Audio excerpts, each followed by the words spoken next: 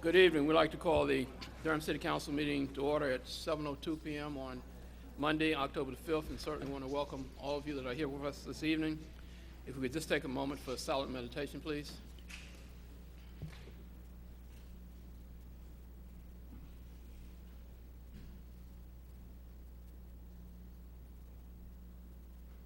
Thank you. Would ask Councilman Brown if he would lead us in the pledge.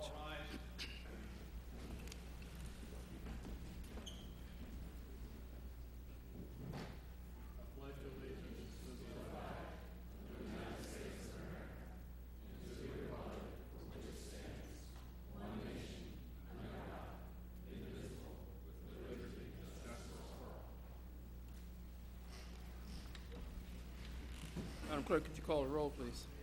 Mayor Bell, Present.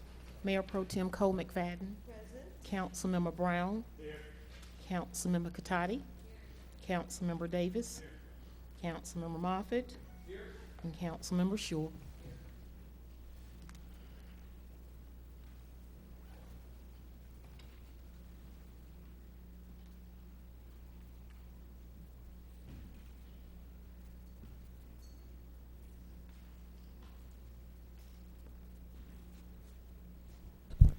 We have 4 ceremonial items this evening. The first is Imagine a Day Without Water proclamation. I'm going to ask Vicki Westbrook, the Assistant Director of Water Management, if she would join me at the podium.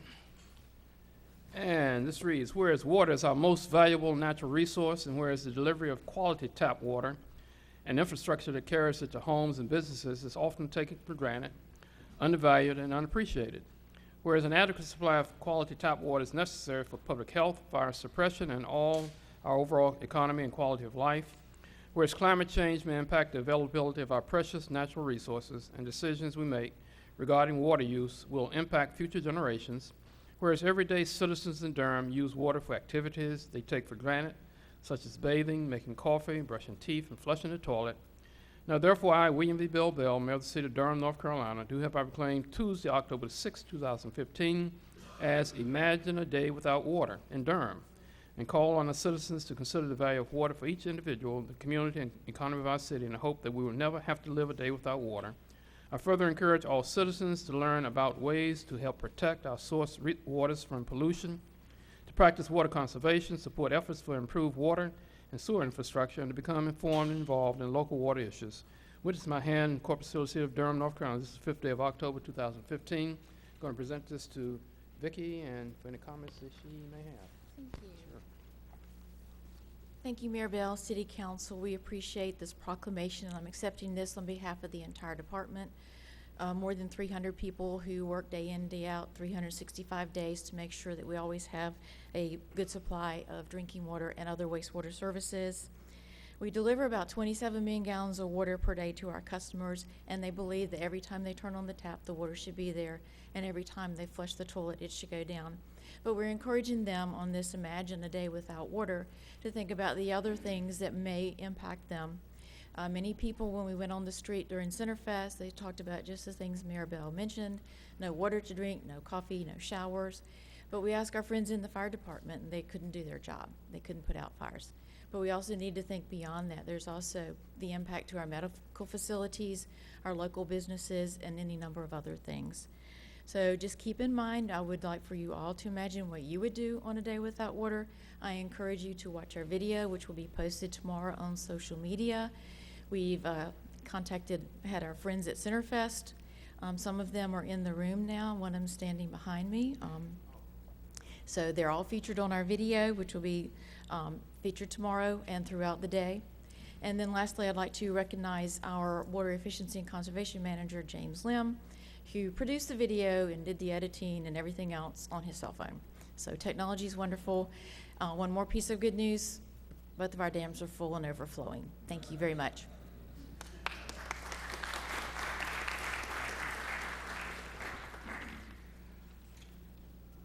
Well, I'd like to ask Charlene Rice. This represents Domestic Violence Awareness Month proclamation.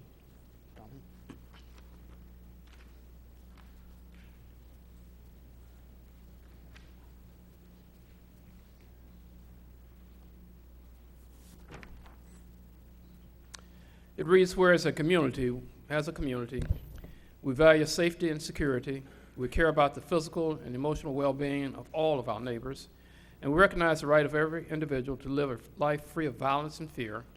Whereas domestic violence is more than a family disagreement, it is willful intimidation, physical assault, battery, sexual assault, emotional and financial abuse, torture of persons and pets, and other abusive behaviors. According to the National Coalition Against Domestic Violence, nearly 20 people are abused by an intimate partner every minute in the United States, and intimate partner violence accounts for 15% of all violent crime. Whereas anyone can be the victim of intimate partner violence regardless of gender, age, race, socioeconomic status, or relationship choice, we believe and support the notion that everyone, regardless of gender, identification, ethnicity, age, or other credence, deserves to live free of violence. Whereas we recognize that the crime of domestic violence affects victims in all areas of their lives, including housing, employment, health, safety, and the welfare of their children. For teenagers and youth, it impacts their education and their opportunities for success as young adults. Whereas in 2014, Durham Crisis Response Center provided emergency shelter to 314 women and children fleeing domestic violence, but directed 135 to other shelters for lack of space. Durham Crisis Response Center also answered over 3,000 calls on the 24-hour English and Spanish crisis line, in addition to providing crisis intervention, counseling, court advocacy, and other services to over 2,200 victim survivors. Whereas we are strongly committed to engaging communities and empowering victims by supporting the collaborative efforts of organizations and systems that confront this crisis, we remain committed to coordinating with our partners in the Durham community to increase outreach, public awareness, and education to change the culture of violence. We urge local governments, health professionals, law enforcement, faith communities, educators, and civic organizations to speak out about domestic violence, especially for our children, to end the cycle of violence so that all may experience a safe life that is free of violence.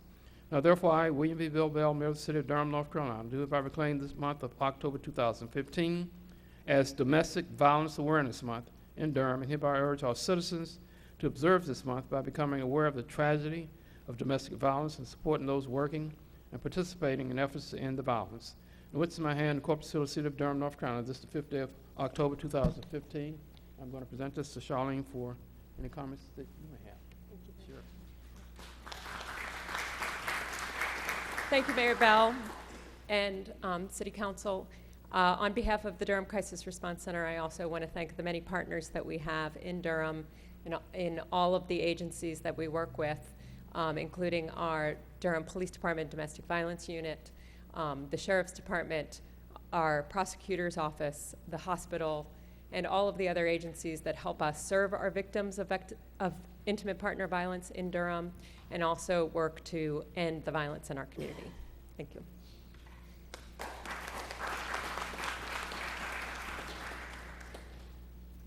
Next, I'd like to ask Sherry Reeves, the Executive Director of Durham Arts Council, and Senator Mike Woodard, President of the Board for the Durham Arts Council.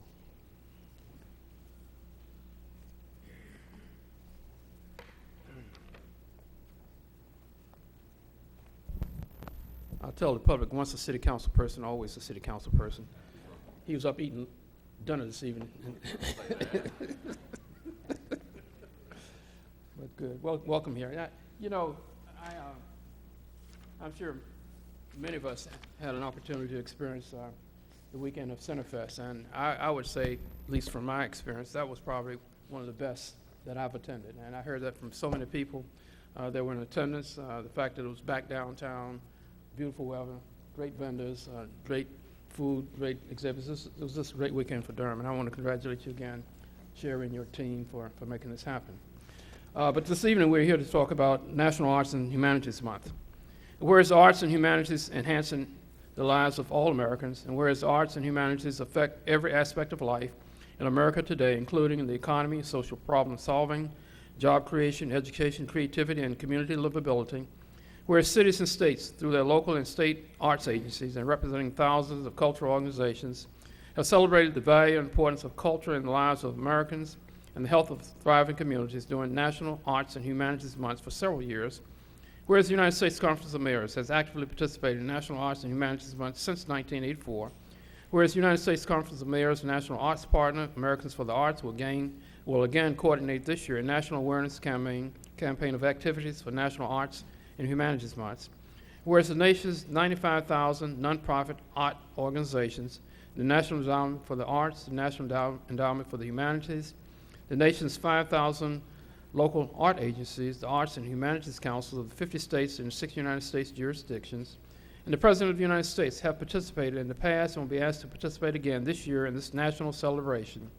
Whereas the United States Conference of Mayors urges mayors to build partnerships with their local arts agencies and other members of the arts and humanities communities in their cities to proclaim, to participate in, and to celebrate the month of October as National Arts and Humanities Month. Now, therefore, I, William B. Bell, Mayor of the City of Durham, North Carolina, do hereby proclaim October 2015 as National Arts and Humanities Month in Durham, and hereby urge all citizens to take special note of this observance. And witness my hand, the Corporate Seal of the City of Durham, this is October 5th, 2015. I'm going to present this to Sherry and Mike, and for any comments that both of you may have.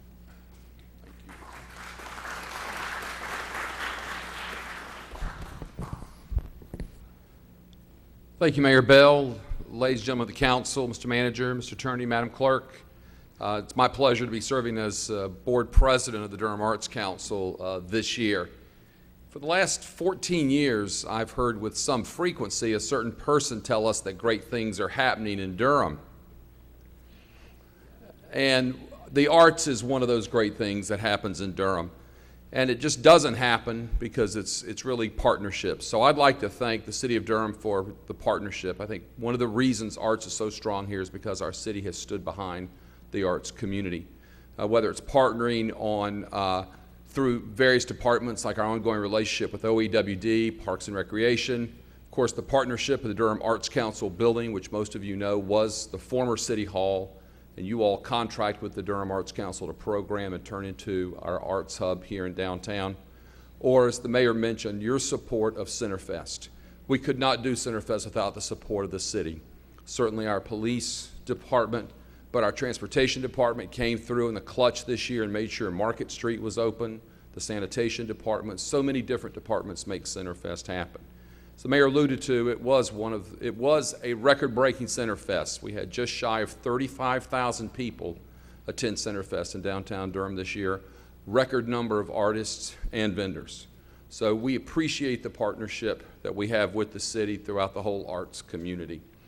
So thank you. We look forward to continuing our relationship with the arts community because it impacts so many things across Durham, not just the cultural life, but it adds to the economic vitality as well. Arts is a major part of Durham's economy. So thank you again for the resolution, Mayor, and to the council and administration. We appreciate the partnership and we look forward to continuing that. I'd like to present our fantastic executive director, the person who's there every day making sure that the Durham Arts Council runs, our executive director, Sherry DeVries. Thank you, Mayor Bell, and thank you, City Council members, for your support of this proclamation and for helping us to celebrate National Arts and Humanities Month. One of the programs that we lift up each year as part of our celebration of Arts and Humanities Month is our Piedmont Laureate Program. This is our 7th year of this program, and it's in partnership with our fellow agencies around the Triangle. So it's co-sponsored by the Durham Arts Council, the City of Raleigh Arts Commission, the Orange County Arts Commission, and United Arts of Raleigh and Wake County.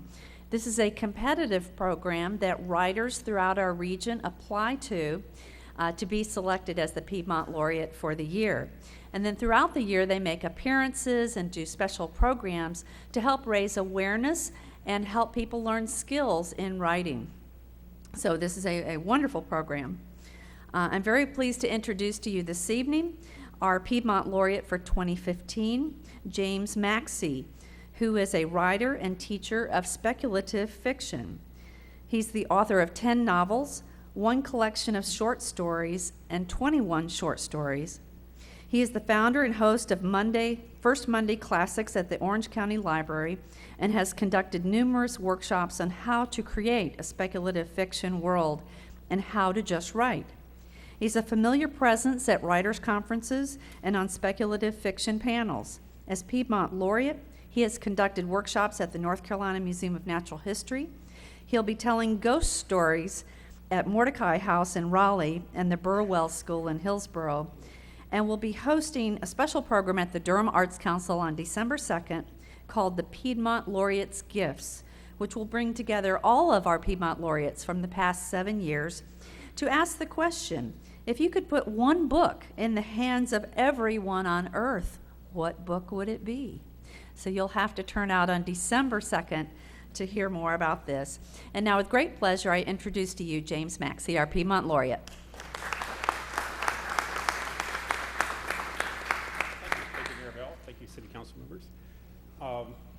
My focus as Piedmont Laureate this year has been on speculative fiction. It's a broad label that encompasses science fiction, fantasy, superheroes. With the presence of RTP, there is a huge fan base for this sort of nerdy genres. And so I've been speaking at libraries, festivals, museums, and teaching writing workshops.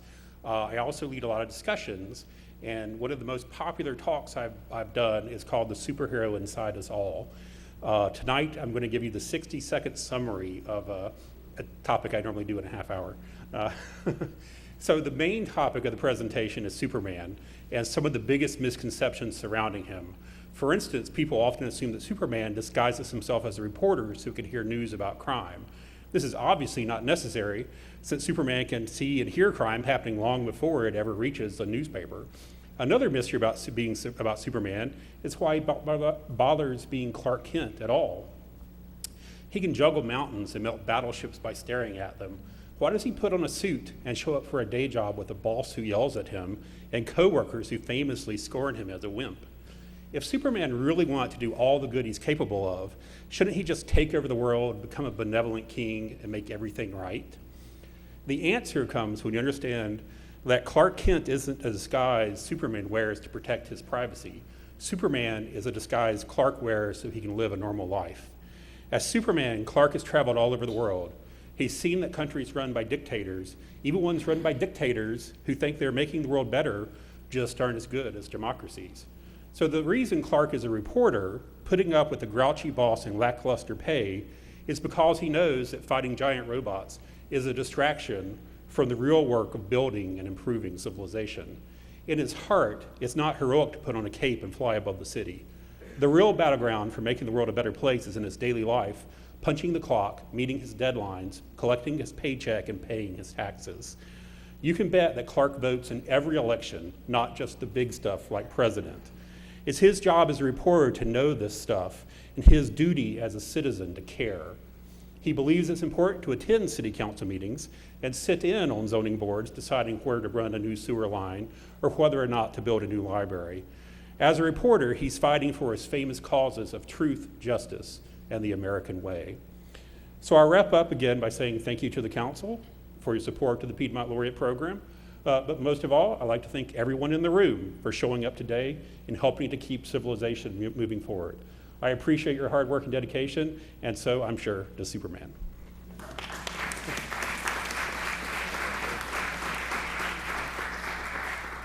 Yeah, we have a lot of Supermen in Durham. You probably hear some of them tonight. They can all talk, right? All right, we have one last recognition, and we'd like to ask Ms. Gwendolyn Price if she would join me.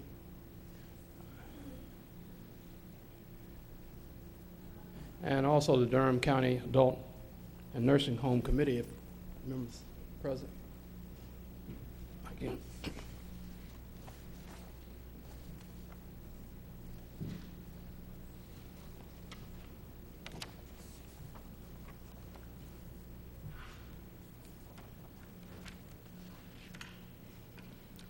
Whereas the City of Durham joins the nation in recognizing 2015 as Long-Term Care Residents' Rights Month, and whereas the Federal Nursing Home Reform Act of 1987 guarantees residents their individual rights in order to promote and maintain their dignity, autonomy, and individuality, whereas the Long-Term Care Ombudsman Program and Community Advisory Committees were created to ensure residents and facilities are afforded the same consideration and opportunities to exercise their basic freedoms, whereas all residents should be aware of their rights and have a quality of care that ensures choice, accountability, rights, and empowerment, whereas the City of Durham reaffirms the rights of long-term care residents, including participation in decisions about their care and their right to vote and be politically active, whereas Durham has approximately 1,170 individuals living in 11 nursing homes and approximately 994 individuals living in 13 adult care facilities and 34 family care facilities. Whereas individuals, groups, and long-term care facilities across the country will be celebrating Residents' Rights Month with the theme CARE, which is the acronym for Choice, Accountability, Rights, and Empowerment. CARE matters to emphasize the importance of affirming these rights through facility practices, public policy, and resident-centered care. Now, therefore, I, William V. Bill Bell, Mayor of the City of Durham, and on behalf of the Durham City Council, do hereby proclaim October 2015 as Long-Term Care Residents' Rights Month in the City of Durham, North Carolina, and encourage all Durham residents to join in recognizing the right to quality care for our citizens in long-term care facilities. Witnessed by hand in the corporate seal of the City of Durham, North Carolina. This is the 5th day of October 2015. And I'd like to present this, and I could say this is probably one of our more important committees and groups because I know there's been a lot of issues with long-term care facilities, and having someone to be able to look over them and provide advice is very important, especially for those residents that depend on that. So I'm going to present this to you for any comments that you may have.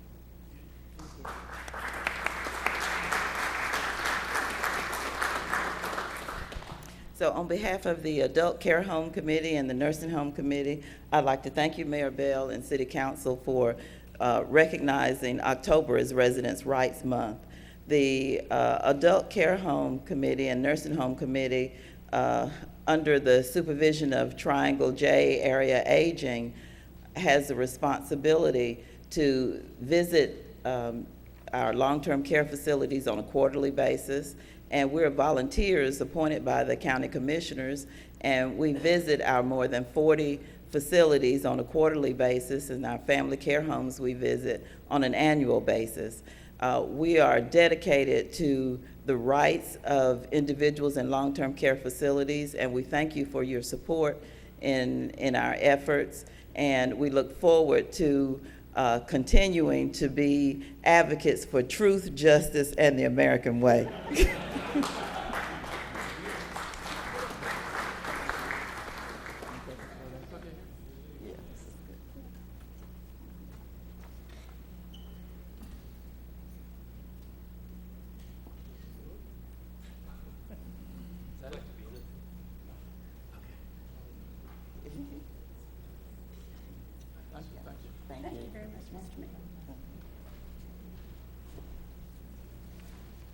Thanks, Don. Alfred? Mr. Mayor, before Mr. Maxey leaves, I want to say that tomorrow is an opportunity for everyone in Durham to make like Superman and vote in the election. So, thank you.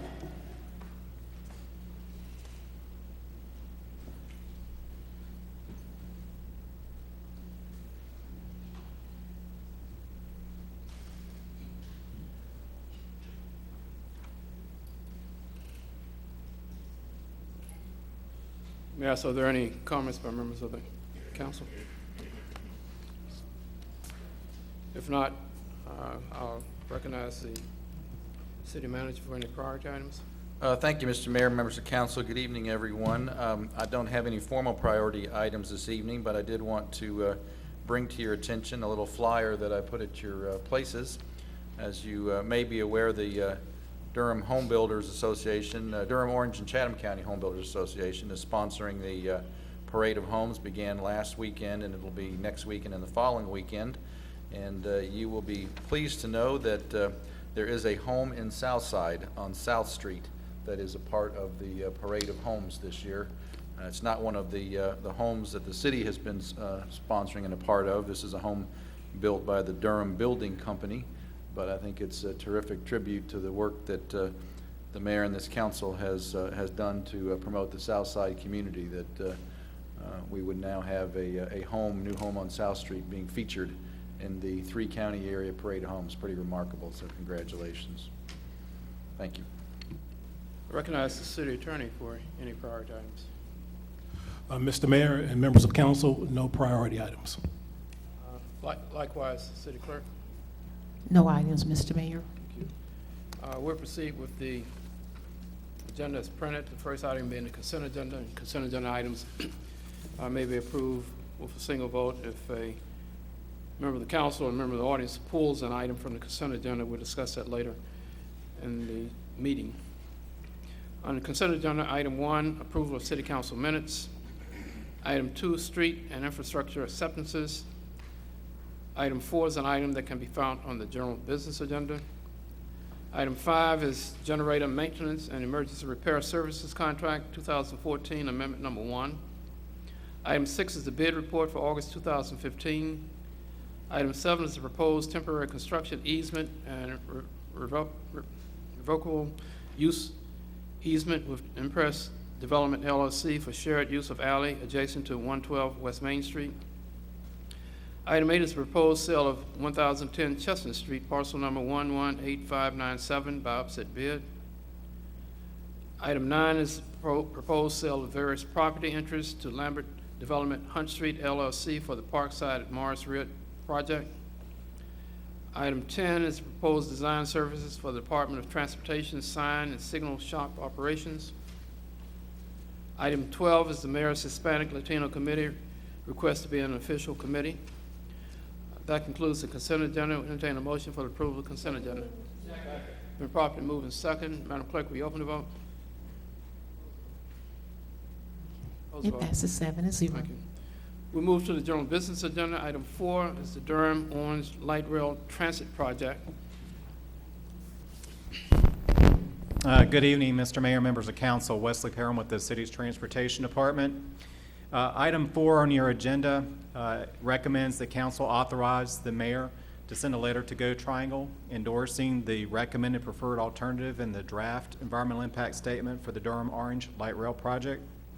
The proposed letter was presented to council at your September 21st meeting, and council deferred action on this pending the outcome of the project public hearings.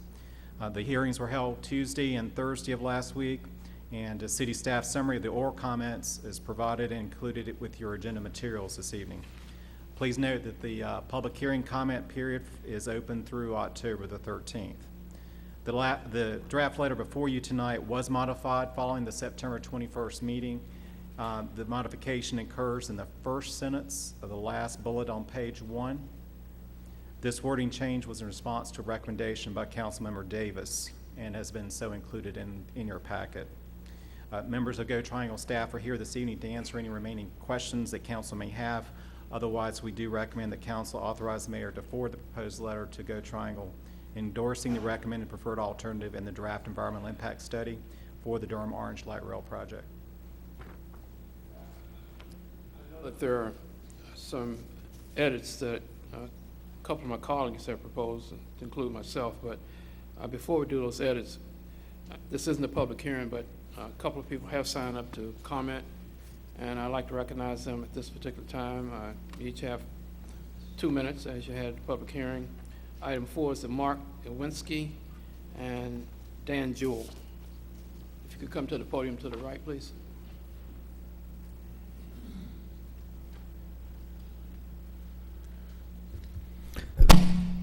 Mr. Mayor, thank you for inviting me this evening, or allowing me to speak this evening. Mr. Mayor, City Council, I am here to support the light rail project and commend the city for taking Durham into the 21st century in such a bold way. As a visual artist, I have stood here before you several times advocating for the arts in Durham, and I'm very excited to see that it's an opportune month to be doing this again. I would therefore like to speak to another aspect regarding the light rail, though not yet considered, but bound to become an issue as this project proceeds, and I hope not a contentious one. This is the role that public art will play in the enhancement and of the character of the transit infrastructure, specifically the stations. In looking at examples of public transportation infrastructure around the country, it can be seen that in public art has been historically a major aesthetic and economic element of all of them, from the grand old railway stations of another era to the Raleigh-Durham Airport. We even have precedents here for our public art in some of our bus shelters. But this is a much larger and consequently more involved and expansive project. Therefore, I would like to ask the council to begin addressing this issue in 2 ways. First, for the city to consider public art as an integral part of the process early on, and by engaging the involvement of appropriate entities, both public and private now, and not as an afterthought to be considered somewhere down the line. No pun intended there. Secondly, because of the scale and to ensure funding for such projects, I would ask the city to hit the mark and fund the full 1% for the arts as it applies to the light rail and the related CIP projects within the appropriate jurisdictions.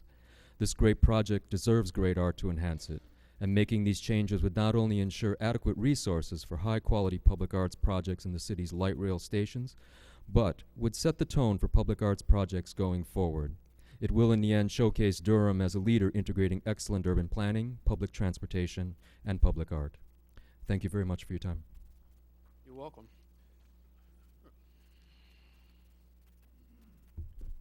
Good evening, Mr. Mayor, members of the council. My name is Dan Jewell, 1025 Gloria Avenue. Thank you for the opportunity to speak. I will be brief. I'm here tonight representing Durham Area Designers. I'm president this year. I believe you're all in receipt of an information package that we provided to you over the last few days. That package has also been provided to the Go Triangle folks. Durham Area Designers is fully behind you, providing this letter of support on behalf of the city and Go Triangle to the FDA, including those 4 key decisions included in that letter. We would ask, though, that you consider possibly some additional language in your letter that would support the addition of the city center station with the adjustments of 2 of the downtown station locations as referenced in the information package that we provided you. And in addition, we still stand ceremonially in support of trying to get to the other side of Alston Avenue from where we are right now. We know there are difficulties with that, but we hope that will be continued to be explored rather than just given up on. So again, our request is if there's a way to add some of that language in your letter of support tonight. We are fully in support of the Durham Orange Light Rail Transit System. Thank you very much. You're welcome. Let me Recognize my colleagues who may want to speak to this item. Recognize Councilman Moffitt. Yes, sir. Thank you, Mr. Mayor. I have 4 suggested additions to our letter based on feedback that we've heard over the last few weeks. And I know that Councilmember Katati has one as well, I believe. So one, this is not all mine, but I've put them all together, and I don't claim authorship of all of them, but I will make it simple and read them all. The city is aware, this will be a bullet in the section of bullets, it says the city's request includes the following. We would add a bullet that says, the city is aware of the concerns of those who would like to see the Alston Avenue Transit Station located to the east of Alston Avenue.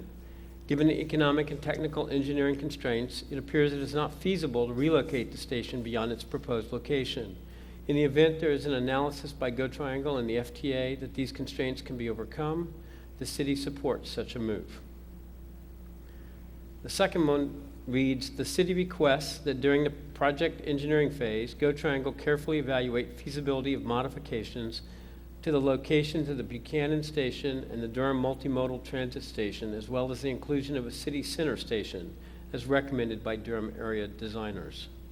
The third bullet reads, the city requests that in light of reasonable concerns by Durham residents of potential stormwater impacts at the proposed rail operations maintenance facility, Go Triangle investigate and implement stormwater controls at a level necessary to ensure water quality. And the fourth bullet reads, the city requests that, in light of reasonable concerns by Durham residents related to access to and egress from the Downing Creek neighborhood, Go Triangle work with the neighborhood and other parties to ensure that Downing Creek residents have safe and convenient access to Highway NC 54. Thank you. If you don't mind. Okay, let me do this. You're going to speak now? Okay, recognize Councilwoman Katati. Thank you, Mayor. Let's see. I'll be very brief. As we all know, the Farrington Road Rail Operation Maintenance Facility has many zoning hurdles ahead, and I continue to struggle with whether this industrial use is compatible in this area. Given that, I recommend adding the following note to read as, should problems arise with the recommended ROMF location, the city expects that Go Triangle will carefully evaluate the feasibility of a revised site for the ROMF at Cornwallis Road. So that's what I'm suggesting. Okay, I recognize Councilman Davis and the Mayor Pro Tem in that order. Thank you, Mr. Mayor. I want to go to the first paragraph in the letter. And even though I think sometimes the word wholeheartedly gives a rhetorical ring to it, I don't think it will be intellectually honest to say that Durham wholeheartedly supports this. The recent discussions that we've had, the open hearings, the public hearings, have brought forth a lot of people who are concerned about cost, about inclusion in some areas, and I think it may be better to be if we remove the word wholeheartedly in the second paragraph, the second sentence of the first paragraph. Unfortunately, that letter isn't showing up on my iPad, but does it show up on yours? Meanwhile, I recognize the Mayor Pro Tem. I still have a concern about North Carolina Central University, so I will voice the concerns that have been raised to me by the Chancellor about North Carolina Central's lack of inclusion. And I will still say, even though it is said that we can't have a station in that area, it still does not look right for a piece of this project to be at UNC, another at Duke, and then we don't have the predominantly black university included. Another part, though, Mr. Mayor, is that North Carolina Central University is not on the 2040 transportation plan. So I'd like, at some juncture, is Mark here? Oh, this is Mark's boss. And whoever could help get that on the transportation plan, we need to do that. I'm not sure how we overlook that. Thank you, sir. So I'm primarily speaking for North Carolina Central.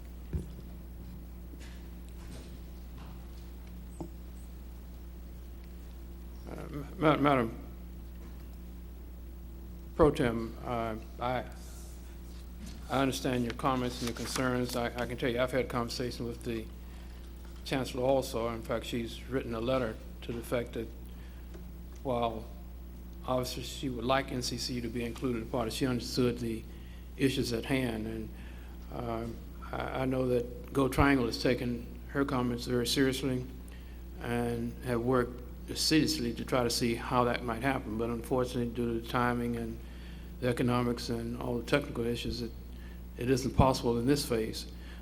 It has been talked about that in the event that we're successful with the Durham Orange Light Rail as proposed, that the second phase could include an opportunity to transfers to NCCU via Austin Avenue, down Briggs Avenue, down Lawson Street, Briggs to Durham Tech, and then hopefully towards the Research Triangle Park. So I know, as chairing the board, being a part of it, that's been taken very seriously, but unfortunately, it just couldn't happen in this proposal, in this phase of the project. Yeah, go ahead. I'd like to thank you for that. I just hope all of our documents will show that in the next phase, perhaps North Carolina Central can be a part of this. Maybe a miracle will happen, and some money will fall down from the sky. I'll keep hope alive. Thank you. Recognize Councilman Schewel. Thank you, Mr. Mayor. Are you ready for a motion, Mr. Mayor? Yeah, and that's all discussions through, yeah, I entertain a motion. I'd like to move that we endorse this letter with the bullet points that Council members Moffitt and Katati added, and with the substitution of the word strongly for the word wholeheartedly in the first paragraph.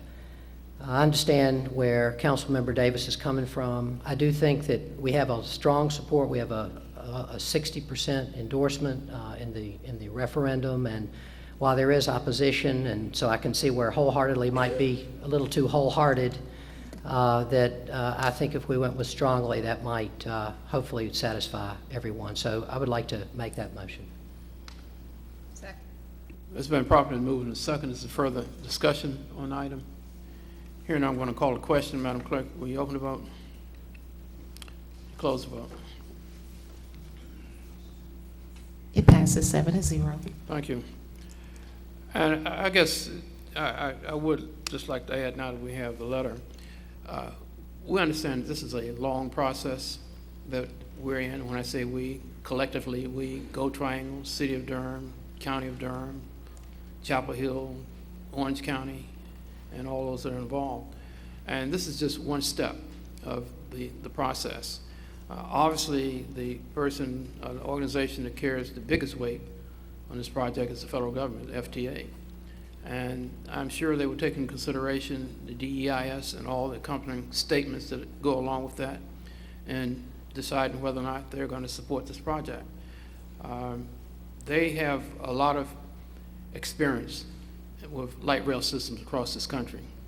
And I don't think by any stretch of the imagination that they feel that if they feel this is not the right project for Durham as proposed, they won't fund it. And if they don't fund it, it's not going to happen. I would also say that those who have advocated stopping and looking at something else, in my opinion, if we don't get it right this time, it's not going to happen for several reasons. One, we have been fortunate to be one of two cities that are part of the GoStarts program, which we're in. I mean, we've gotten that far. And I think if for whatever reason we aren't able to make it this go around, it's going to be highly unlikely that we ever make it. Again, that's my opinion, and I know there are pros and cons, and as I said, I respect those persons that raise questions either for or against this project. But again, if the feds choose not to fund this project, it's not going to happen. If they do choose to fund it, I'm sure they will have taken all the comments that have been made in making that decision. And of course, we know we still have an issue with the state in terms of funding. Hopefully that will be resolved in the short session. But we've got three partners in this. The city, well, the local governments are in equal partners with the state in terms of funding. It was proposed that the local government would pay 25% of the project, the state 25%, and the feds 50%. So that's where we are, and I can assure you that Go Triangle has taken very seriously all the comments that have been made, and will continue to take very seriously the comments that have been made, even to the fact that if there's something that needs to be changed, I can assure you that will happen also. But again, this is just the first step. Well, I shouldn't say first step. The first step started when we started TTA, and that's almost 20 plus years ago. But this is the first step in this particular project as we move forward. We've been very fortunate so far to move as far as we have been with the support of the FTA, and hopefully they will continue to support it. If they don't, it'll be for very valid reasons, in my opinion. So having said that, we appreciate all the comments. I would only ask that you stay tuned, and if all of you know the schedule, if we're successful, construction really wouldn't begin until 2019. And the final time when hopefully we'll be able to ride this system would be 10 years from now, 2026. So we still got a long ways to go. Let's move to the next item on the agenda.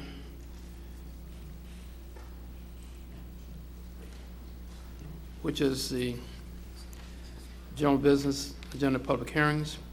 Item 15, assessments and improvements. Item 15 is a public hearing to consider ordering curb, gutter, and paving, water main, and water and sewer laterals on a portion of Omar Street under the Enabling Act authority.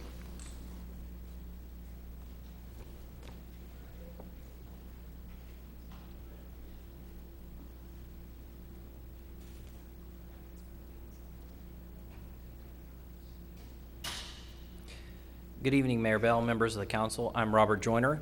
Item 15 is to consider the ordering of the curb, gutter, paving, water main, water and sewer laterals in the portion of Omah Street under the Enabling Act authority. The proposed project is inside the city limits. Staff recommends that council adopt a preliminary resolution, conduct a public hearing, and adopt a final resolution to order the improvements. I'll be happy to answer any questions the council may have.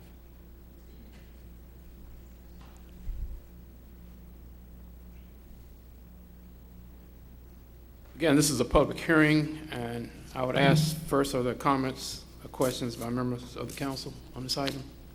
Recognize Councilwoman Catotti and Councilman Schewel in that order. Thank you, Mayor. I noted that the cost of the improvements was approximately $250,000, and about $57,000 would be assessed in assessments. But the memo didn't note the source of funding for the balance. So those would come from combination of water and sewer fund and general fund. Recognize Councilman Schewel. Thank you, Mr. Mayor. And thank you for including this extra map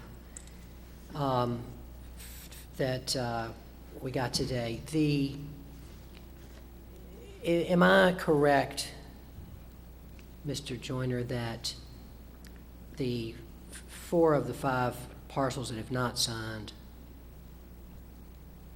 those owners are on, well, two of those 4 parcels that have a very long border on Omah Street, front on Carver Street, and already have curb and gutter there. Is that correct? Yes, that's correct. And so those 2 owners are not signing, and that is the major factor that's making the folks on Omah Street lack the 50% of the border. That's correct. And the And this is a block that is between, everything else on that street has curb and gutter already, as does Carver Street, right? So it's just the one long Correct. block that, okay. And let's just see if I had any other questions.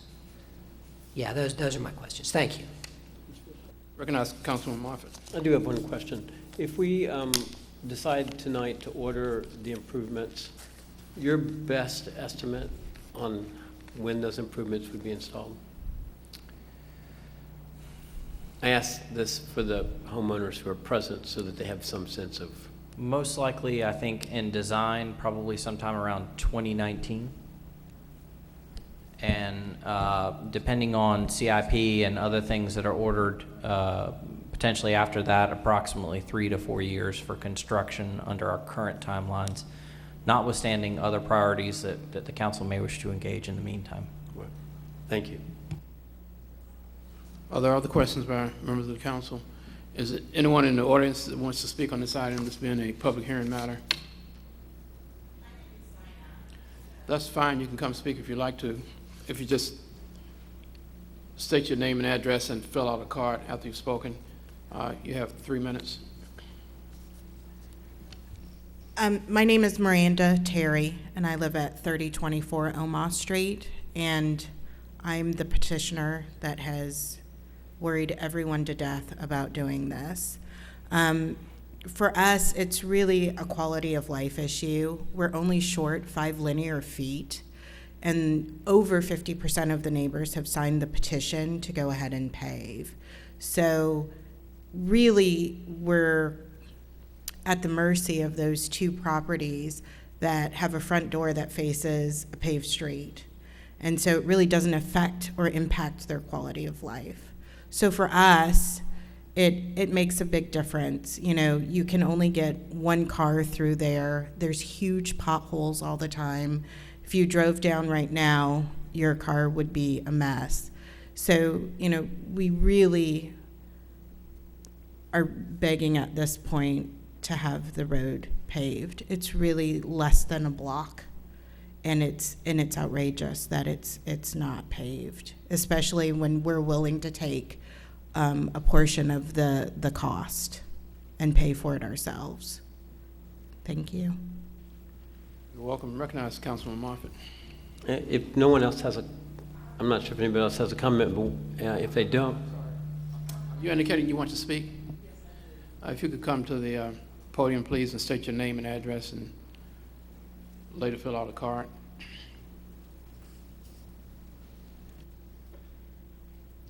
Hello, I'm Deborah Johnson. I live on Carver Street on the corner of Carver and Omagh. And it's going to affect us because of the amount of money. My payment would be almost $4,400. I don't have that money. I am retired. I live on Social Security and money that I get from Duke. That's it. I live on Carver. I don't see why I have to pay for somebody who lives on Omagh. My address is Carver Street. And it upsets me that I have to pay for someone else to have the street paved. It's ridiculous. It's been like that. I've lived in that house off and on for most of my 64 years in this world. It's never been paved. Why does it have to be now? That's all I have to say. And myself and the people on the other side who also have the longest, in fact, I think his would be more than mine would be. Neither one of us want it done. It doesn't bother me at all, and I don't know why it bothers these other people. That's all. Thank you. You're welcome. Recognize Councilman Brown and then Councilman Schewel. Thank you, Mr. Mayor. What is the allotment of time? How is this amortized over how many years, the $4,400 that she referred to? Typically 8 years. Council has an election of hardship for longer than that. Up to how many years? Typically up to 15. I'd have to look at the statute to see if it can go more than that. But 15, I think, has been the longest in my memory. Okay. And do you know on the 8-year amortization schedule, what the annual payment would be? That's the current interest rate. I'd have to look at the specific frontage for this individual's lot and look at corner lot and other types of relief. Yeah. And so it's 9% interest? That's the current interest rate.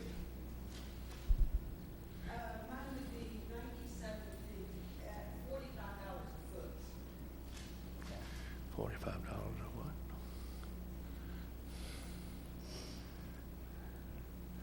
Zero option nomination. Yes, that's correct. I didn't hear the number. I'm For, sorry. it would be, for curb gutter and paving, it's $45 for linear foot, water main at 27. Yeah, and already has a water lateral and sewer lateral, I believe, for this property. So it would be around $4,365 total. Amortized over 8 years. Over 8 years at 9% interest at the current interest Okay. rate. Can you tell us again, Rob, where we came up with the 9%? That seems rather excessive. That's a standard rate, I believe, set by the finance department, and that interest rate can also be chosen by council. That's not you can set to do a lower interest rate than that. Well, I would suggest a lower interest rate would be, I think, fair. I know the manager has a comment. I just want to clarify, excuse me, Mayor, thanks for letting me talk. Does the council set that tonight? I thought they set the interest rate at the time of the final assessment. So tonight would be the ordering of the work. The final assessment would be when you set both the time and the interest rate. Right. So that could be set and that's done under actual cost. So we'll do it again at another time. Yeah, there's time. Yeah, okay. Well, in conclusion, I think we need to reduce the interest rate and perhaps look at increasing the amortization number of years.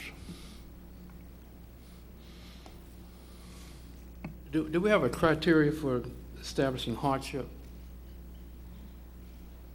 Yes, sir. There is a criteria set aside for hardship under council resolutions. Okay, maybe that's another piece, as Gene suggested, that you might want to share with her to see if that qualifies as we go forward. If I can get your name and number before you leave. I thought I saw another hand. Councilman Schuler, did you have a comment? I'm sorry, I saw your hand? Yeah. Okay, Mayor Yeah, Pro Tem. thank you, Mr. Mayor. I was just agreeing with Mr. Brown. We have a mayor's poverty reduction initiative, and so we don't want to cause any real hardship on people where they might be entering the land of poverty. I think we need to work with her somehow with this project. You said you retired from Duke? Okay. All right, thank you. Wow, okay, thank you. Just going to raise those same issues. I appreciate it. Thank you. Further comments on this item? Anyone else that wants to speak on this item, this being a public hearing? If not, I'll declare the public hearing to be closed. Matters back before the council. It's been properly moved and second. Madam Clerk, will you open the vote? Close the vote. It passes 7-0. Thank you. I would just comment that that's why we have public hearings, to get input and to have people to express themselves. So before we make a decision, I appreciate you coming in. Mr. Mayor? I recognize Councilman Moffitt. Just for a point of clarification, if I understood the time frame you were saying before, it'll probably be 6 or 7 years before the work is actually completed, is that right? That's correct. And the final assessment happens at that time, is that correct?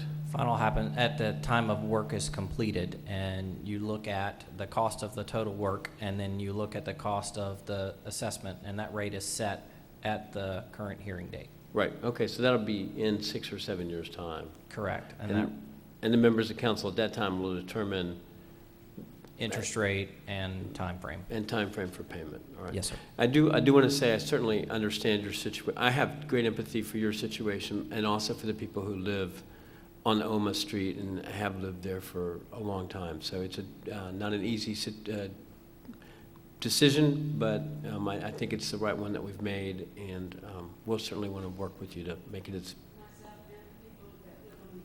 the people who need the assistance. Let's not get into that, please, okay? The council has spoken on this item. Thank you. I would add that it would not be inappropriate for the council to add a note that whatever council considers this, that it was our recommendation that they consider the interest rate as they do that. So if you could entertain a motion to that effect. Second. It's been properly moved and second. Madam Clerk, will you open the vote? Close the vote. Thank you. It passes 7-0. Let's move to the next item. Public hearing is closed, and we had to vote and et cetera, so we'll move to item 16, zoning map change, Davis Park revision, Z15-00015. Good evening, Mr. Mayor, members of council, Pat Young with the Planning Department. I can first certify for the record tonight that all public hearing items before you have been advertised in accordance with the requirements of law, and there are affidavits to that effect on file with the Planning Department. The case before you, as the mayor introduced, Z15-00015, Davis Park West revisions, is a request to change committed elements from an existing development plan originally approved by City Council in September of 2008. Specifically, the applicant is requesting removal of a number of commitments, including restrictions on the number of stories allowable in the residential buildings at this site. The project would instead default to the maximum height limitation in the district, which is 50 feet. The addition of additional allowable building materials and other commitments detailed on page 2 of the staff report associated with this item. If approved, the underlying zoning and intensity of uses on the site would remain consistent with the 2008 approval and would remain the commercial general or CG with the development plan zoning. Staff determines this request is consistent with the comprehensive plan and other adopted policies and ordinances, and by a vote of 12-2, the Planning Commission recommended approval of the item at its August 11th meeting. I'll be happy to take any questions. Thank you. Let me first ask, this is a public hearing. Are there questions or comments from members of the council? Recognize Councilwoman Catotti. Thank you, Mayor. I had a question. I guess in the package they proposed cementous siding and cementous panels as two of the possible building materials. Can you tell me what the difference is between those? The one of the commercial names for that is Hardy Plank, and really it comes down to the size of the pieces, whether they look like traditional cladding on a single-family house or whether they're large panels. That's really the only difference. So I think the concerns expressed by the Planning Commission, well, first let me say that I'm okay with the maximum height at 50 feet. That makes sense to me. But it doesn't sound like the cementous siding and panels are significantly different except for the size. So when they only have to choose two building materials, they're really just choosing one. And I think that was the concern that was raised, that, you know, they had committed previously to two of many different building material types. And can you just explain again why we have that recommendation in our ordinance for variation? Sure. So the policy intent of the design commitments is to encourage variety in design, creates visual interest, more attractive environment, better streetscape. Often has correlation to long-term value of buildings to have a variety of materials and higher quality materials. But there are not, as you're I think well aware, not explicit requirements in the ordinance. It's really a council's discretion about whether they consider this a significant reduction or modification in terms of the design outcome.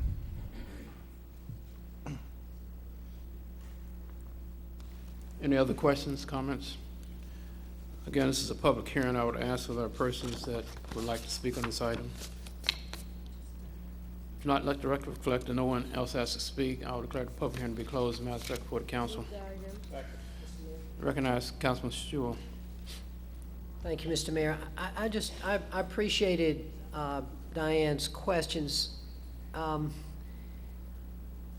This was passed by the council with these materials specified as part of a development plan, text commitment. And, you know, we keep saying we don't need to just accept any development in Durham. And, you know, here's an example. I just think we shouldn't just accept anything, especially the council first approved this with a combination of materials specified as part of the rezoning package. And now they're coming back with something worse. And I don't see why we'd want to approve that. Why would we make the change from the original text commitment when we all know that it's something that we want and that they originally committed to? So I would like to, I'm also in support of the other request that they made, which is for the height specifications. But in terms of the change in materials, I'm definitely going to vote against that, Mr. Mayor. Well, let me say this. I've closed the public hearing, but you raised a question. And there were persons that had signed to speak on this item if questions. So I'll recognize those persons who have signed up to speak. Lindsay Kitchman, Palmer MacArthur, and John Felton. You didn't say if questions, you're the architect, so how do we want to take it?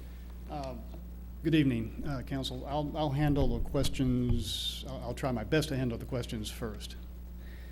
And so the issue of cementitious siding, and I was part of the kind of original rezoning. Could you speak directly into the microphone? I'm sorry. I was part of the original rezoning in 2007, and I don't really remember why we didn't have that. We've built thousands of apartments in this area, and none of them have just brick or just brick and stucco. They always have a percentage or a part of cementitious siding. Circle at Main Street has that, and other projects that we've done. It's not our intention to use just one material. It was I believe the staff's recommendation to use that, to put just one in that text. You know, we are working on the project now, and it will be a very attractive project, just like what I hope we typically do, and our client typically does.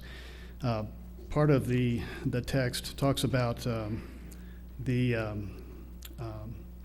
project's design should complement the adjacent architecture, and when you drive around Finsbury and that part of Durham, it's brick and stucco and cementitious siding. So, and so that's our intent, to have a combination of materials.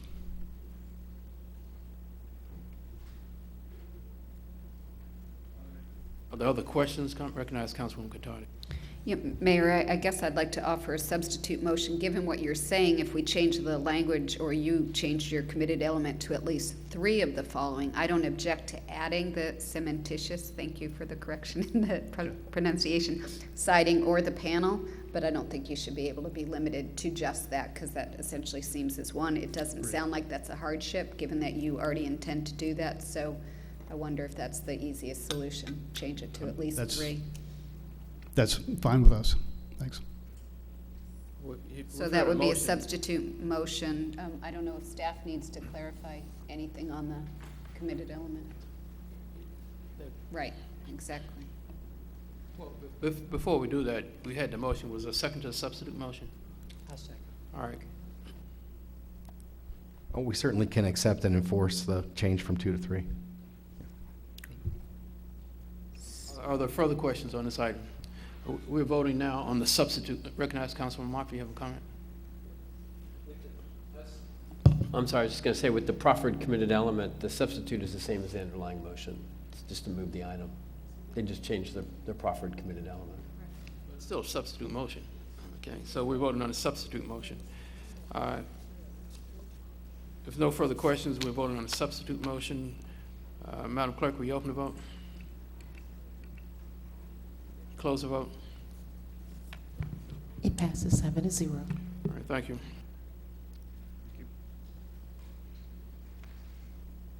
Who's going to do the consistency statement? Is there a second to that? Second. It's been properly moved and second. Madam Clerk, will you open the vote? Close the vote. It passes 7-0. Thank you. We move to item 17.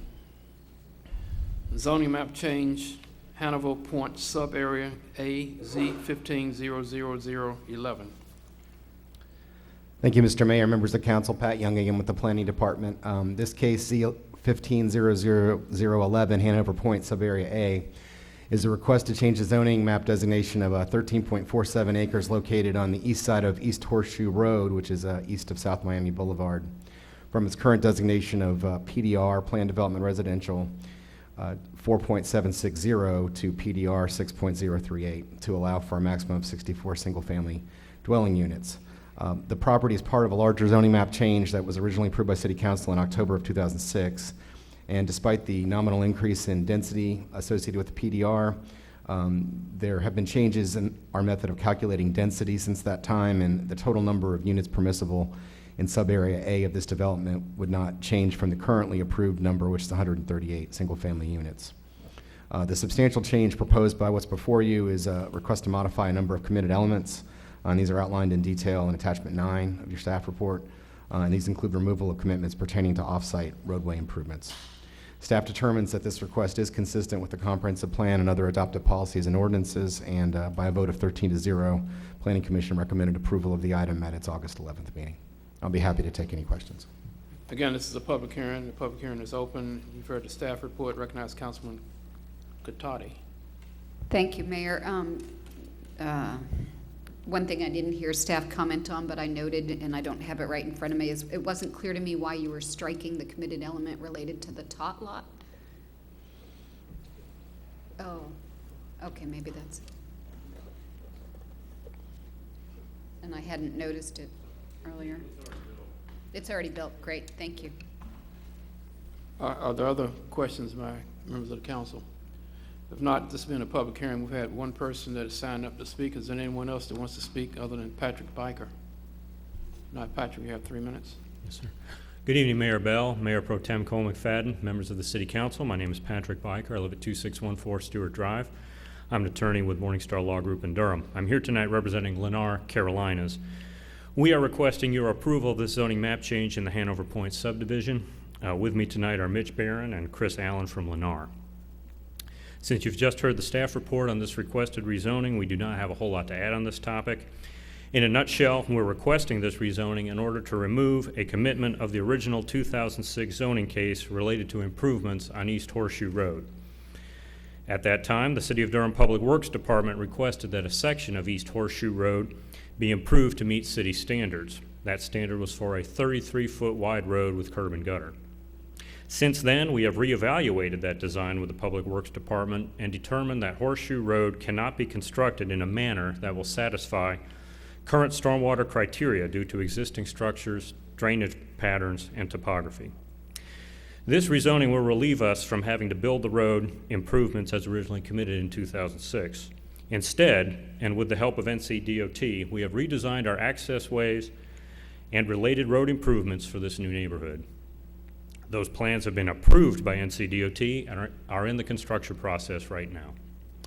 For all these reasons, we respectfully ask for your approval based on the Assistant Planning Director's presentation and our unanimous recommendation for approval from the Planning Commission. Our team will be happy to try to answer any questions you may have. We thank you for your time tonight. Are there questions by members of the council? Is there anyone else that wants to speak on this item, this being a public hearing? Let the record reflect that no one else has to speak. I will declare the public hearing to be closed. Matters back before the council. It's been properly moved and second. Madam Clerk, will you open the vote? And close the vote. It passes 7-0. Thank you. Move the consistency statement. It's been properly moved and second. Madam Clerk, will you open the vote? And close the vote. It passes 7-0. We move to the final item on this night's meeting. That is the final one. I missed 18, okay. Unified Development Ordinance, text amendment, accessory structures, home occupation, TC 15000005. Thank you. Michael Stock with the Planning Department. TC 15000005 is a request by Parker and Ellis PLLC on behalf of Mr. Travis Feltz to amend Section 5.4 of the UDO, or Unified Development Ordinance, regarding accessory structures and home occupation regulations. Two changes are proposed with this amendment. The first is to allow accessory structures to the side of a primary structure in the RS20 zoning district as long as the property is at least 2 acres in size, located outside of the required side yards, and located in suburban or rural tiers. And also to clarify the home occupation standards to explicitly allow the use of accessory structures for home occupations. This is currently allowed for rural home occupations, but not explicitly allowed in general for all home occupations. No change in the allowed size of the home occupation would be made. The Planning Commission recommended approval at its August meeting, 14-0. The Board of Commissioners approved the request 5-0 at its September 28th meeting. As a reminder, City Council will also be requested to take 2 actions. First is on the amendment ordinance amending the UDO itself, and that is attachment B in your packet. The second action is the appropriate statement of consistency. That is attachment C in your agenda packet. The applicant is here to answer any questions. The staff will also be able to answer questions. Thank you. This public hearing is open. Questions by council and staff report. Hearing none, is anyone in the audience who wants to speak on this item? This being a public hearing matter. Let the record reflect that no one in the audience asked to speak. I would declare the public hearing to be closed. Matters back before the council. Move the item. Second. It's been properly moved and second. Madam Clerk, will you open the vote? Close the vote. It passes 7-0. Thank you. Now we'll move to the consistency statement. Who's doing that? So moved. It's properly moved and second. Madam Clerk, open the vote. Close the vote. Passes 7-0. Okay, move to item 19, Economic Development Incentive Agreement between Wexford Chesterfield Parking LLC and the City of Durham. Good evening, Mr. Mayor,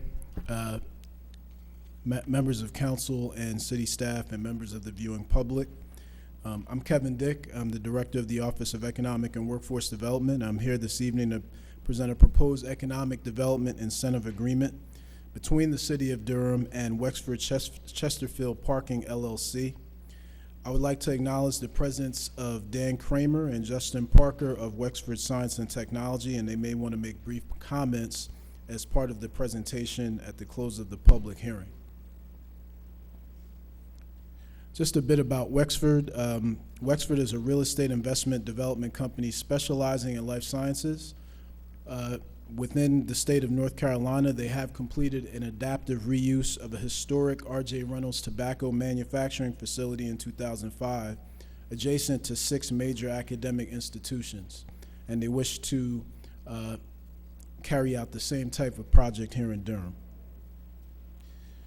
In terms of the project, it involves the rehabilitation and redevelopment at 701 West Main Street, otherwise known as the Chesterfield Building in downtown. Construction would be completed by 2017, and roughly $80 million of capital investment is scheduled to occur within 3 years from the date of this agreement. This project would activate a significant vacant building along the West Main Street in the Brightleaf district of downtown. Specifically, 284,000 square feet would be redeveloped, including approximately 153,000 of lab space, 78,000 of office space, 42,000 of innovation space, and 10 to 12,000 of retail. And I did want to point out that just around the start of this meeting, I received an email from a colleague with a citation from Industry Week that reported independent workers or micro-entrepreneurs produce roughly $1.15 trillion in revenues each year in the U.S. And so the presence of innovation space for these micro-entrepreneurs is a very significant part of this project. This building has been vacant and unoccupied since 1991, leaving a significant void along Main Street in the western part of downtown. What you have before you is a rendering that basically demarks where the Chesterfield building would be, well, where it is in downtown and where this project would take place. This is a rendering that depicts the sort of open environment that is projected to be part of this development. And so whereas the building itself obviously is a very closed-in, tight structure, once you walk inside after this project is completed, there should be a very open working environment, very collaborative environment for the various users. The parking assemblage, the location depicted on this rendering is on the south side of West Pettigrew Street, just west of Gregson, and this is the proposed area at this time for where the parking deck and surface parking would take place. Chesterfield may reserve the right and have plans in the future to actually develop on the surface lot, but that is still to be determined. In terms of potential job creation, the tenants are anticipated to generate as many as 710 new highways jobs. The job mix includes scientific and technical, administrative research and development. There are also projected to be 560 temporary construction jobs created by this project. OEWD intends to work with the Office of Equal Opportunity and Equity Assurance, the North Carolina Institute Minority Economic Development Agency, the Small Business Advisory Committee that's convened by OEWD, to make sure that stated goals and ongoing capacity building are in place for Durham small businesses, including those that are owned by minority and women. In terms of other policy issues and benefits for this project contributes to a burgeoning knowledge community in downtown. And what's involved with knowledge communities? Working collaboratively with client institutions such as universities and hospitals, the creation and the building of vibrant, mixed-use, amenity-rich communities, the offer of strategic research and business services, creating an environment ripe for innovation, and consistency with the economic development financial assistance policy approved by City Council, as well as the Downtown Durham Master Plan and Joint Economic Development Strategic Plan. And so, along the lines of knowledge communities, Wexford, in a project in Baltimore, did partner with the Baltimore City Community College, the Baltimore school system, and expects to replicate this model here in Durham. Thus far, there have been robust discussions with Duke, with North Carolina Central University, and Durham Technical Community College on education to work pipelines.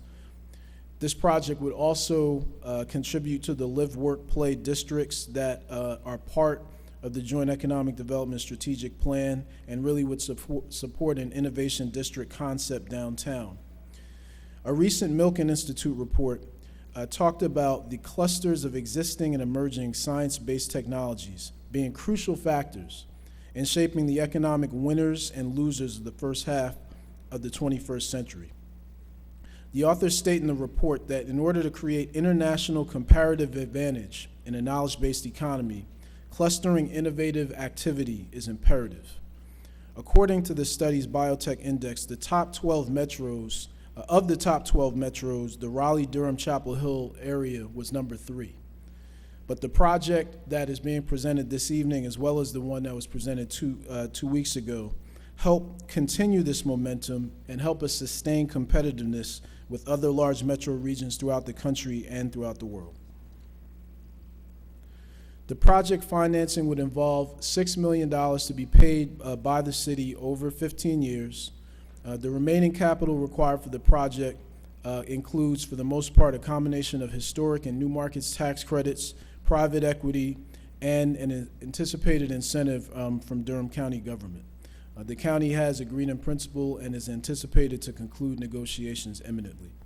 It is important to note that this $6 million would all be performance-based. No payments will be made before the building is completed and or before the city, the city begins to receive revenue from the incremental tax values of the project.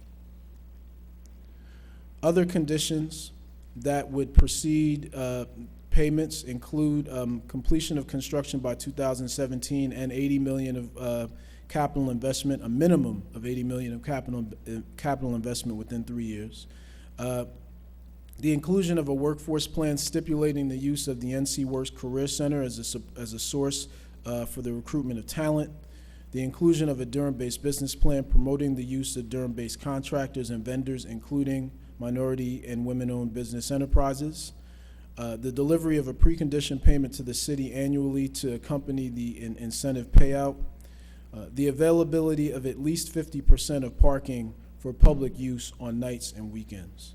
As I said earlier, we've also been in heavy conversations with Wexford about education to work pipelines, and Wexford has committed as part of the workforce plan to fund internships for Durham youth.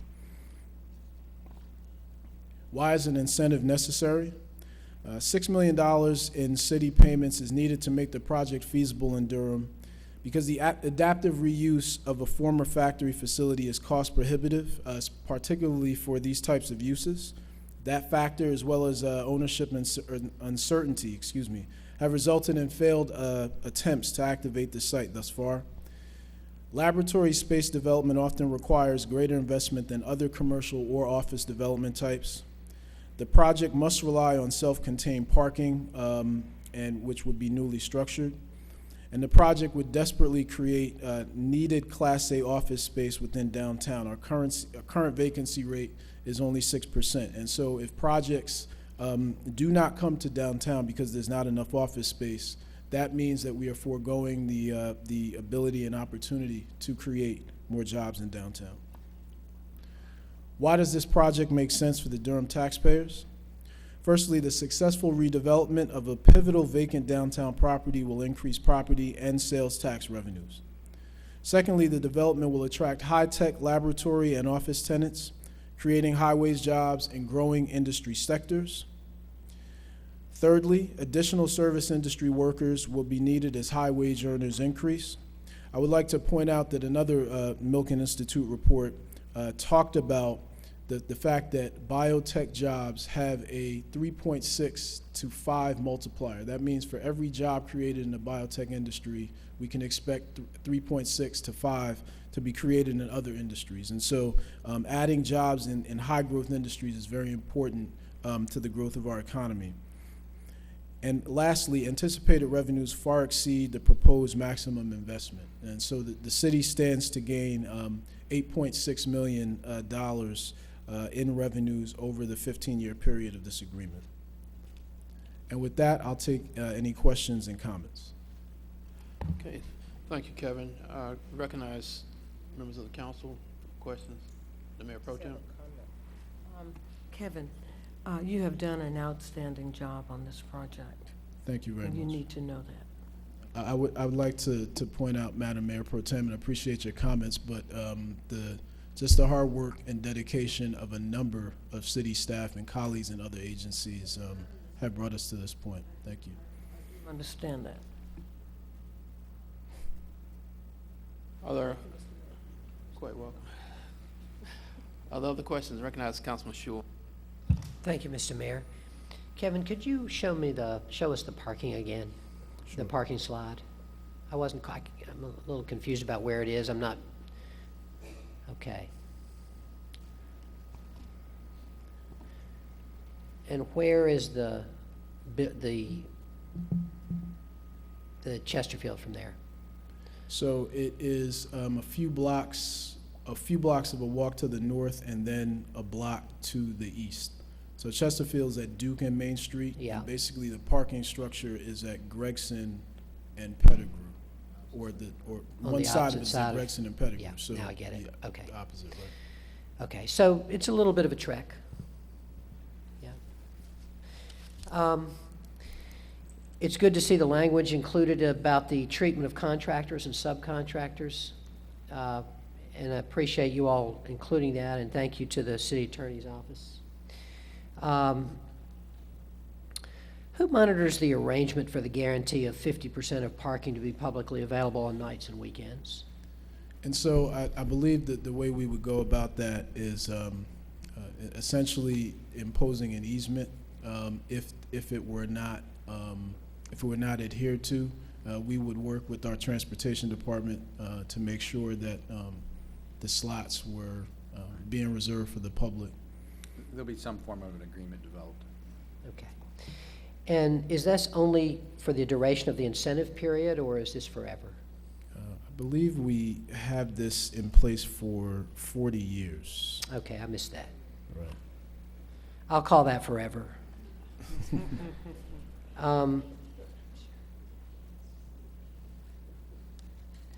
I want to note that, so I did not see any county participation, but it sounds like the county is about to participate at some level. That's correct. And we don't know exactly what the level is yet, or you can't tell us. We're still waiting final word on that. Okay. So I'm definitely supportive. I can see, we've been waiting a long time for this building, and I think it's one of the last key pieces. And I'm definitely, I think we've got a really good opportunity here, and very appreciative of your work and to bring this to us, and maybe it'll get done this time. And I'm happy to be supportive. This is those really good jobs that are high paying. Of course, one of the big challenges is, are Durham people prepared to take them? And I know that's something you work on, and our public schools work on, and Durham Tech works on. But I do think that continues to be one of our big challenges. And so, just want to point that out. I have no specific thing to say about it other than, we need to keep doing our part of it. So, thank you. Recognize Councilman Moffitt.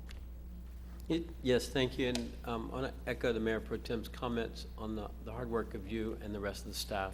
Thank you. Appreciate for getting us to this point. There are three things that are the reasons why I support this project. The first is that it requires a substantial investment by the owner of the property. The second is the creation of many excellent jobs, and the third is that the cost of our incentive payment is covered by the increase in the property taxes. Without the project, there's no increase in the property taxes, and this is actually cash flow positive for the city and the taxpayers of Durham.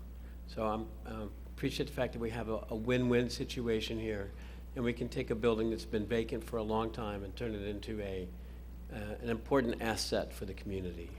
Thank you. Thank you. Are there other questions, comments? I have a question. I was downtown 2 or 3 weeks ago, and I can't recall where I was, but I suddenly saw cranes on that building. So, Sure. finance, tell me about that. Okay. Well, right now, sure, I'm happy to. Justin or Dan, if you want to come forward. Mr. Mayor, Madam Mayor Pro Tem, council members, my name is Justin Parker. I'm with Wexford Science and Technology. It's very nice to see you all again this evening, and thank you very much for your time and your consideration. Mr. Mayor, I'll answer your question directly, but may I make a couple of comments beforehand? I'd like to echo a number of your comments about the Office of Economic and Workforce Development. They've been a fantastic partner throughout this. They have worked tirelessly on this agreement with us. I won't call out anybody specifically by name because a number of folks have touched this and put a lot of hours into it, but the entire city and your staff have done a fantastic job. Thank you. We are very excited about the opportunity to redevelop the Chesterfield, and our goal in redeveloping the Chesterfield is to create a building that we will all be proud of and that will be consistent with the importance that this building has played in the Durham economy for the last several decades. And we hope that the building, when it's delivered, will only further enhance the incredible innovation ecosystem that already exists in Durham today. To answer your question directly, Mr. Mayor, right now we're doing phase 2 development of the redevelopment of the building. We did phase 1 demo, which was primarily environmental remediation in 2014, and right now we're essentially getting the building prepped for core and shell. So finishing up the demolition from phase 1 and preparing to hopefully get into core and shell construction in the very near future, pending our vote this evening. Well, I'm pleased to hear that. To me, I thought that was a vote of confidence that you guys were going to move ahead. The fact that you had cranes up there working already before we had approved the deal, but. You're correct, Mr. Mayor. We are very confident, and a lot of it has to do with the fantastic partnership that we've received from the city thus far. We are big believers in Durham and downtown Durham.